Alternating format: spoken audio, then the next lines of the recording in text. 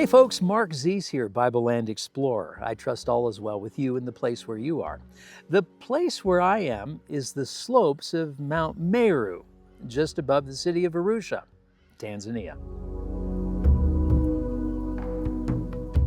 If you speak the language of Swahili, Zulu, or Shona, you're connected to a journey that started 4,000 years ago. It's called the Bantu Migration. This wasn't a sudden invasion, but a slow, steady pulse of people that eventually covered nearly half of Africa. Today we're tracing the roots of over 500 languages and the technology that built some of Africa's greatest empires. Somewhere between 2000 and 1000 BC, the Proto-Bantu-speaking people lived in the fertile highlands of West Central Africa. Why did they move? It wasn't just one thing, but a perfect storm. They mastered crops like yams and millet, leading to a massive population boom that their homeland couldn't support. And as the Sahara expanded, people were pushed further south into new territories. They were among the first in Africa to master iron smelting. Iron axes meant that they could clear dense forests. An iron hose meant that they could farm soil that stone tools couldn't even touch. The migration happened in two main waves.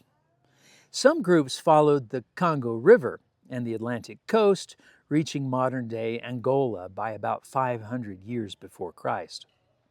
Other groups moved across the northern edge of the rainforest toward the Great Lakes region. I'm talking about modern Kenya, Uganda, and Tanzania. Here they adopted cattle herding and new grain varieties, creating a massive population center. This wasn't just replacing people. It was a mix of assimilation, intermarriage, and sometimes displacement of indigenous hunter-gatherers. By about 500 years after Christ, Bantu speakers had reached the southern tip of Africa.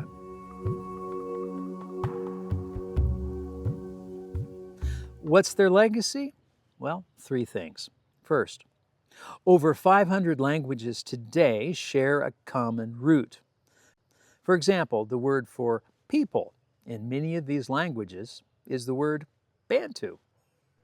Second, the agricultural surplus and iron tools allowed for the rise of powerful states like the Kingdom of the Congo, the Great Zimbabwe, and the Zulu Empire. Third, they spread the Bantu package: iron, pottery, and farming, which became the cultural foundation for much of sub-Saharan Africa.